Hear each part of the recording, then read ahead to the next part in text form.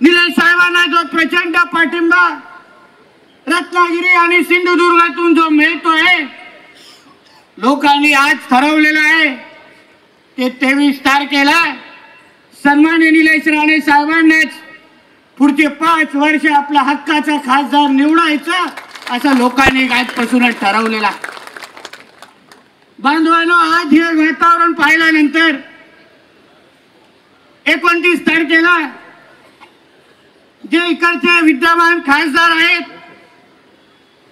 त्यांच्यासाठी जेव्हा अर्ज भरण्यासाठी त्यांचे सगळे समर्थक आणि कार्यकर्ते आलेले, 29 तारखेला त्यांनी जो अर्ज भरला तो 2 पक्षाचे आणि महायुतीचे सगळे कार्यकर्ते एकत्र आलेले आणि त्यांनी त्यावेळी अर्ज भरलेला होता. बांधवांनो, ते 4 पक्षाची गर्दी आणि आज आमच्या 1 पक्षाची गर्दी जरा व्यवस्थित पाहावं. आणि आमच्या नजरेसमोर तरी तुम्ही उभं राहू शकता का? हा जरा प्रश्न जरा त्या सगळ्या पक्षांना आम्हाला या निमित्ताने जरा विचारायचा आहे. त्यावेळी ज्या स्टेजवर बसलेल्या गर्दी, ती जे स्टेजवर बसलेले जे नेते मंडळी होते ते कसले असे, जे 10 तोंडी रावण असतात ना, रावणाला 10 तोंड आणि मध्ये एक शरीर, तसे ते सगळे रावणासारखे त्या स्टेजवर सगळे बसलेले होते. वेगवेगळे असे माकडाचे चेहरे होते. प्रत्येक जण या मंचावर यायचा, माईक घ्यायचा आणि प्रत्येकाच्या तोंडी फक्त राणे साहेबांवर टीका, महाराष्ट्र स्वाभिमान संघ पक्षावर टीका, त्याच्या पलीकडे काहीच मांडायला त्या लोकांना आलेलं नाही. एका बाजूला बोलायचं की आमची खरी स्पर्धा काँग्रेस बरोबर आहे. मग तुमचा एकही दिवस स्वाभिमान पक्षाचं नाव घेता का जात नाही?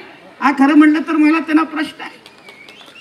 अहो, झोपेतून उठताना, जेवताना, बाथरूम मध्ये जाताना त्यांना राणेच दिसतात, दुसरा कोण दिसत नाही. एका बाजूला सांगायचं राणेंना आणि त्यांच्या पक्षाला मी मोजत नाही, आणि दुसऱ्या बाजूला राणेंशिवाय तुमचा दिवस जात नाही.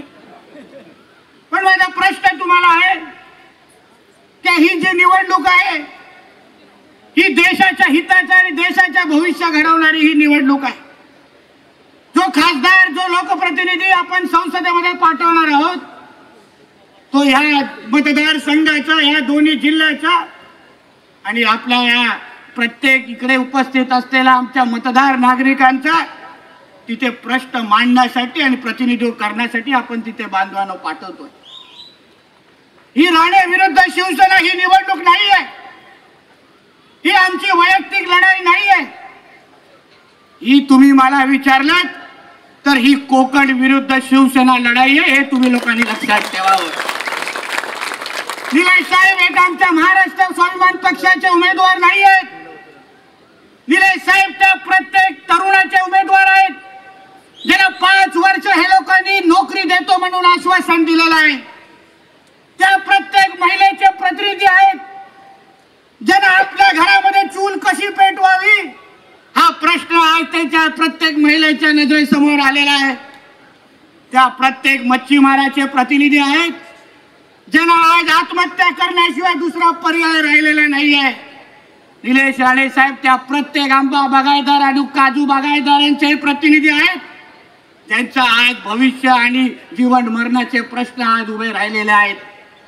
बांधवांनो, ही निवडणूक राजकीय नाहीये, ही आमच्या कोकणाच्या अस्तित्वाची निवडणूक आहे, एक लक्षात ठेवा. आम्हाला कोणाच्या वैयक्तिक आयुष्य आणि वैयक्तिक कोणावर टीका करायचं नाहीये, पण आमच्या कोकणासाठी तुम्ही ही 5 वर्ष तुमच्या पक्षाचे आमदार, प्रतिनिधी, खासदार, नगरसेवक आम्ही निवडून दिले, तुम्ही आमच्या पक्षाला नेमकं काय दिलं ह्याचा हिशोब मागण्याची ही खरं म्हटलं तर बांधवांनो निवडणूक आहे. 2014ला त्यांचे पक्ष प्रमुख आणि त्यांचे सगळे नेते मंडळी तुमच्या समोर यायचे, ह्या कोकणी जनतेसमोर यायचे आणि सांगायचे की आम्हाला तुम्ही अधिकार द्या, आम्हाला आमचे लोकप्रतिनिधी निवडून द्या, कोकण माझं हक्काचं असं सांगायचे. म्हणून 2014ला कोकणाच्या जनतेने विश्वास ठेवला आणि 5 वर्ष आमदार, खासदार, नगरसेवक, जिल्हा परिषद प्रतिनिधी सगळे त्या लोकांना निवडून दिले. पण आज 5 वर्ष या 2014 ते 19 पर्यंत झालेली बांधवांनो आपण खरं म्हणलं तर विचारलं पाहिजे. या 5 वर्ष अगोदर जे तुम्ही जाहीरनामा त्यांच्या लोकसभेच्या उमेदवारांनी प्रकाशित केलेला, त्या जाहीरनाम्यामधला कुठला मुद्दा तुम्ही पूर्ण केला ह्याबद्दल तुम्ही जनतेला हिशोब दिला पाहिजे. त्याबद्दल चर्चा करा, त्याबद्दल भाषणे करा, त्याबद्दल लोकांना, महिलांना, आमच्या तरुणांना उत्तर द्या. काय काय होतं त्या जाहीरनाम्यामध्ये?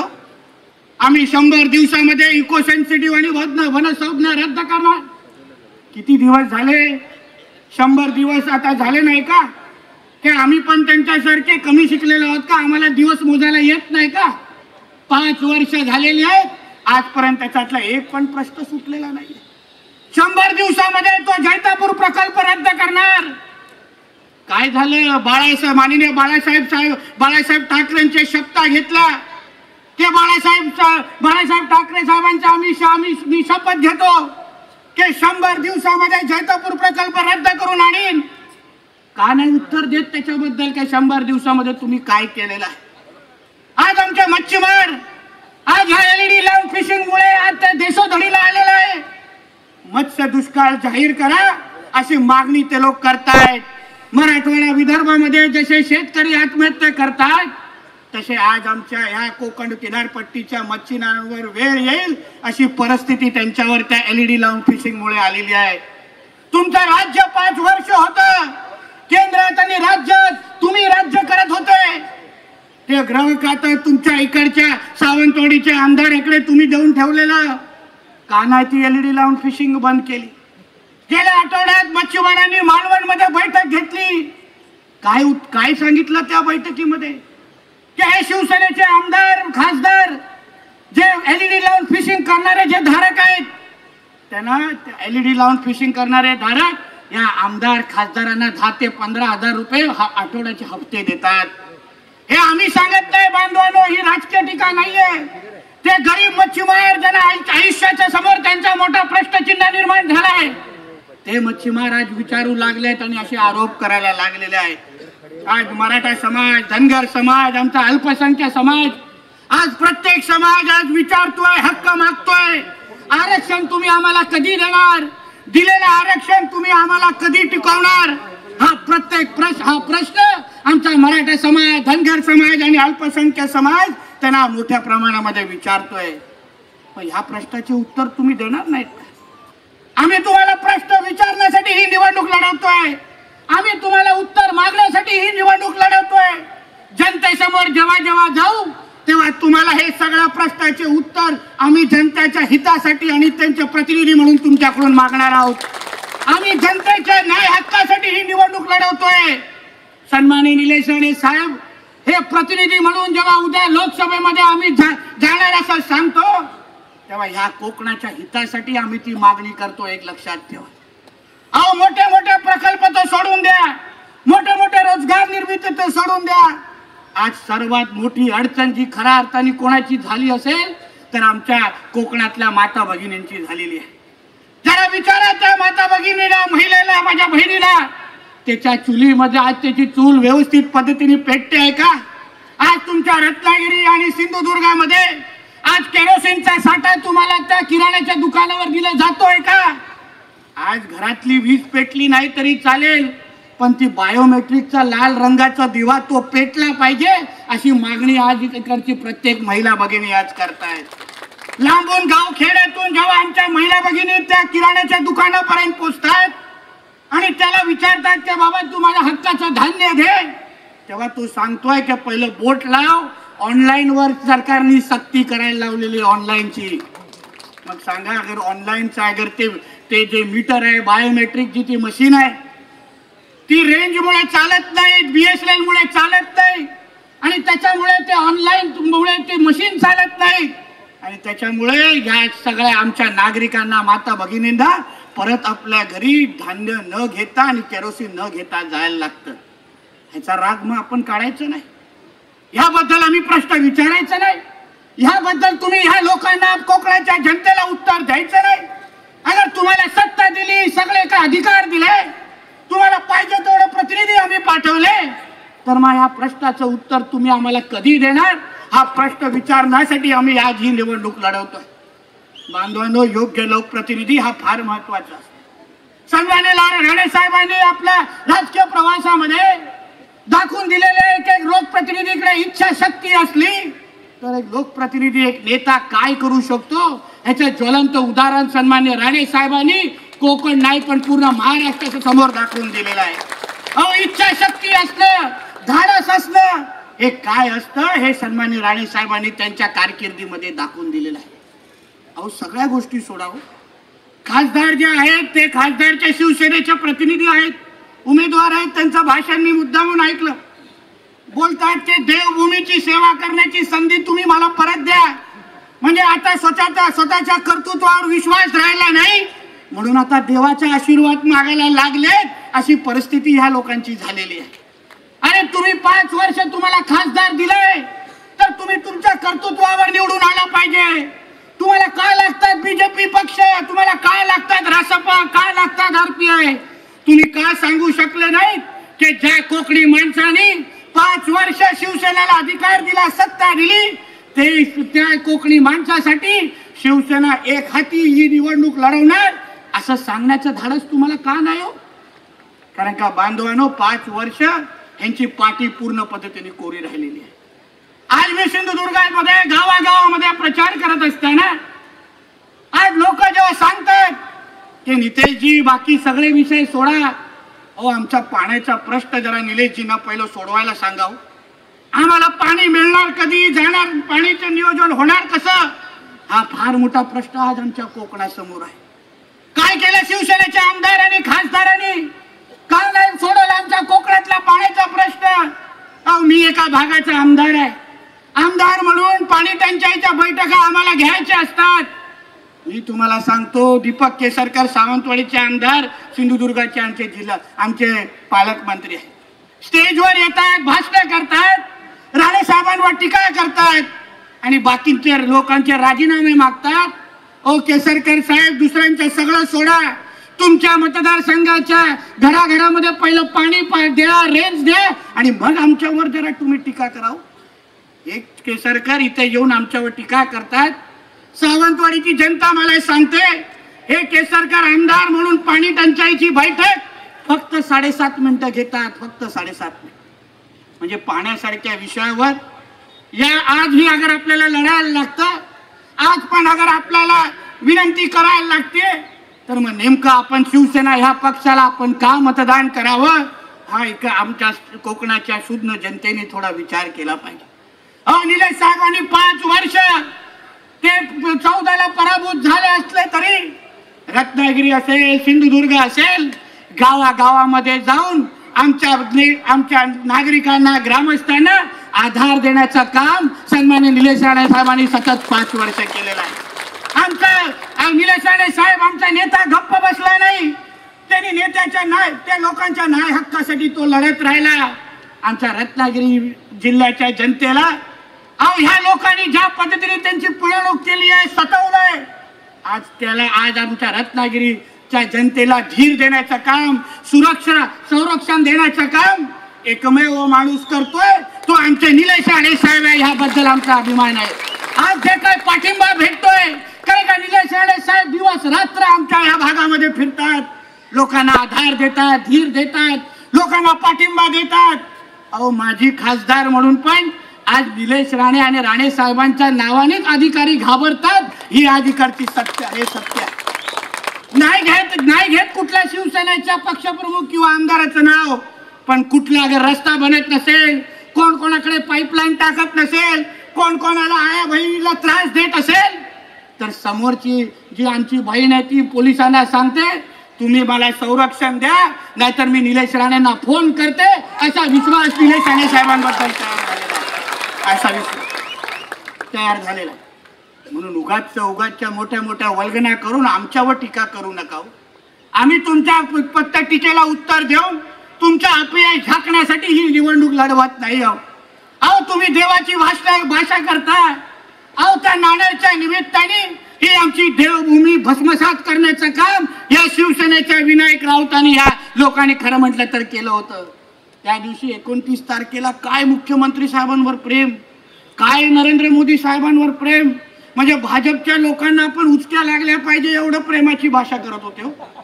म्हणजे जसं काय हाच त्यांचा खरा मुलगा आहे तसं काय भाषा करत होते. पण माझा प्रश्न तुम्हाला एवढा आहे की नांदेडच्या निमित्ताने तुम्ही हक्कभंग कुठल्या मुख्यमंत्रीवर आणला होता? आमच्या देवेंद्र फडणवीस साहेबांवरच ना. हेच तर ते मुख्यमंत्री होते ना.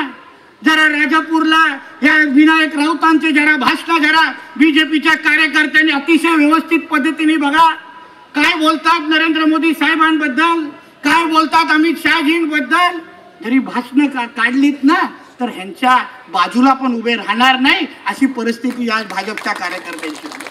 मग फक्त वापरून घ्यायचं, फक्त सलाम समोर आलं तर सलाम करायचं आणि निवडणूक बाजूला झाली तर भाजपच्या कार्यकर्त्याला एक छोटस विकास काम पण द्यायचं नाही. अशा पद्धतीची परिस्थिती आहे लोकांची. आमच्या साहेबांनी स्पष्ट केलंय की निलेश राणेंना मतदान करा म्हणजे नरेंद्र मोदी साहेबांना पंतप्रधान बनवण्यासाठी ते मत जाईल असं राणे साहेबांनी स्पष्ट केलेलं आहे. आमची भूमिका स्पष्ट आहे. आमच्या नेत्याच्या शब्दांवर इकडच्या उभ्या महाराष्ट्राला विश्वास आहे. त्याला माहिती आहे राणे साहेब दिलेला शब्द कधी मोडत नाहीत अशी प्रतिभा आमच्या राणे साहेबांची एक लक्षात ठेवा. या सगळ्या गोष्टी तुम्ही प्रचाराच्या निमित्ताने जनतेसमोर लोकांशी बोलण्याचं काम आपण आपल्या माध्यमातून केलं पाहिजे. आपल्याला कोणावर टीका, वैयक्तिक टीका, राजकारण करायची नाहीये. पण आज आपल्या अस्तित्वाची ही लढाई आहे. आज कोकण म्हणून आपण अगर जागे झालो नाहीत, आपण जागृत नाही झालो तर आज उद्या आपल्याला 23 तारखेनंतर परत कोणालाही उत्तर कोण मागण्यासाठी येणार नाही. बांधवांनो, ही 23 एप्रिल 2019 ही मतदानाची तारीख ही आपल्या सगळ्यांच्या आयुष्यामध्ये फक्त ही एकदा आता येणार आहे. परत तुम्हाला 2020 साली तुम्ही ही तारीख मागाल, सांगा काय साहेब जरा मतदान 1 वर्ष अगोदर चुकले होते, जरा परत करू देऊ शकता का? असं नाही होत. आपल्या लोकशाहीमध्ये प्रत्येक 5 वर्षामध्ये एकदा आपल्याला संधी भेटते. आता ह्या 23 तारखेला 2014ला केलेली चूक भरून करण्याची संधी, ज्यासाठी उभा कोकण वाट पाहत होता, ती संधी आपल्याला या 23 तारखेला भेटणार आहे. एक लक्षात ठेवा. आपल्याला निलेश राणे साहेबांचा एक भक्कम असा उमेदवार दिलेला आहे राणे साहेबांनी, जो फक्त उमेदवार नाहीये, तो आपल्या प्रत्येकाला आधार देणारा, साथ देणारा, आमच्या कार्यकर्त्यांना ताकद देणारा एक नेता आहे. तो तळागाळामध्ये काम करून मेहनत करणारा एक नेता आहे. अहो, छोटीशी गोष्ट तुम्हाला एक उदाहरण किंवा सांगतो. विनायक राऊत एवढ्या देवभूमीची बोलतात. आमच्या कोकणामध्ये असंख्य भजनी बुवा आहेत आणि त्या भजनी बुवांचा गेली 5 वर्षापासून महत्वाचा प्रश्न आहे त्यांच्या मानधनाचा. असंख्य भजनी बुवा ह्यांच्याकडे जातात आणि ह्यांना सांगतात की हे मानधन तुम्ही आम्हाला वाढवून द्या. तुमचं सरकार केंद्र आणि राज्य सरकारमध्ये आहे. काहीच केलं नाही ह्या 5 वर्ष. फक्त स्वतः त्या जत्रेमध्ये गेले तर विनायक राऊत स्वतःच भजन आणि स्वतःच कीर्तन करतात. म्हणजे त्यांचं पण काम हेच करणार. पण ते चांगलं करतात, त्याच्यामध्ये चूक नाही. चांगल्याला चांगलं म्हणलं पाहिजे. पण आम्ही तुम्हाला भजन करायला संसदेमध्ये पाठवलं नाही, आम्ही तुम्हाला खासदार म्हणून पाठवलं. पण एका बाजूला विनायक राऊतचं असे प्रकरण आणि दुसऱ्या बाजूला आपल्या उभा कोकण ज्या गणरायाला मानतो, ज्या गणरायाला नतमस्तक होतो. आपण प्रत्येक जण गणपतीचा सण आला तर आपल्या गावाकडे घराकडे त्याच्या समोर पूजा केल्याशिवाय झोपत नाही. त्या गणपतीचे मूर्तीवर जेव्हा GST लावलं गेलं तेव्हा आमच्या निलेश राणे साहेबांच्या पाठपुराव्यामुळे ते GST कमी करण्यात आलं. हे आमच्या निलेश राणे साहेबांची ताकद आहे. ही आमची ताकद आहे. ह्या ना खरं म्हटलं तर ह्या देवभूमीची सेवा करण्याची संधी दिली पाहिजे. म्हणून बांधवांनो, मी जास्त वेळ घेणार नाही. अजून मेन 2 बॅट्समॅन यायचे आहे, म्हणून मॅच संपवण्याची जबाबदारी माझ्यावर नाहीये. आम्ही काय 4था आणि 5वा क्रमांकावर बॅट घेणारे बॅट्समन. मुख्य मॅच फिनिशिंग अजून करायची बाकी आहे. फक्त तुम्हाला विनंती एवढीच करीन, उन्हाळ्यामध्ये आपल्याला जे सर्वात उपयोगीचं असतं ते फ्रीज असतं, रेफ्रिजरेटर असतं. जे आपल्याला खरंच मनापासून आनंद देतं, समाधान येतं ते रेफ्रिजरेटर असतं. आमचे विरोधक खूप प्रयत्न करतायत की आमच्या चिन्हाबद्दल संभ्रम तयार करणं, सांगलं की निलेश राणे साहेबांचे चिन्ह हे चुकीचं आहे. कारण का ते मनाने हरलेले आहेत. ते लोकांना मैदानामध्ये आमच्याशी लढू शकत नाहीत. म्हणून आमच्या कार्यकर्त्यांना, सहकार्यांना सांगेन, पुढचे 23 दिवस, आज 1 एप्रिल आहे, 23 एप्रिल पर्यंत तुमच्या प्रत्येक वाक्यामध्ये, तुमच्या प्रत्येक चर्चेमध्ये, घरगुती चर्चेमध्ये फ्रीज आणि रेफ्रिजरेटरच्या उल्लेख शिवाय तुमचा दिवस पूर्ण होता कामा नये हे आमच्या कार्यकर्त्यांवर टाकणारी मी जबाबदारी टाकून जातो. दिवस रात्र मतदारांशी बोलताना मतदारांशी विचारायचं की निलेश राणे साहेबांचं चिन्ह सांगा आणि तेव्हाच आपली चर्चा तुम्ही पुढे करायची. माझा विश्वास आहे त्या 19 तारखेला त्यांच्या प्रचार सभेमध्ये कोण बोलतो 6 लाखांनी निवडून येणार, कोण बोलतो विनायकराव 2 लाखांनी निवडून येणार. अरे तू 23 तारखेला जेव्हा तू हरणारच आहे, तो निवडून येण्याचा विषयच नाही. 23 तारखेला जेव्हा निकाल लागतील तेव्हा आपल्या सगळ्यांच्या आशीर्वादामुळे, आपल्या सगळ्यांच्या सहकार्यामुळे आमच्या कोकणावर जो लागलेला शाप आहे तो निलेश राणे साहेब पुसून काढतील आणि आमचा हक्काचा खासदार म्हणून निलेश राणे साहेब निवडून येतील असा ठाम विश्वास आजच्या निमित्ताने मी व्यक्त करतो. आणि आमच्या डॉक्टर कुलकर्णींनी जे फक्त बोलून गोष्ट संपवली, माझी इच्छा आहे तुम्ही प्रत्येक जण हात वरती करून सन्मान्य निलेश राणे साहेबांना आणि राणे साहेबांना माझ्या नंतर घोषणा देऊन त्यांना विश्वास द्या की निलेश राणे साहेब तुम्ही आजच निवडून गेलेला आहात. कहो दिल से, माझ्या ना हे या नाक्यापर्यंत आवाज गेला. कहो दिल से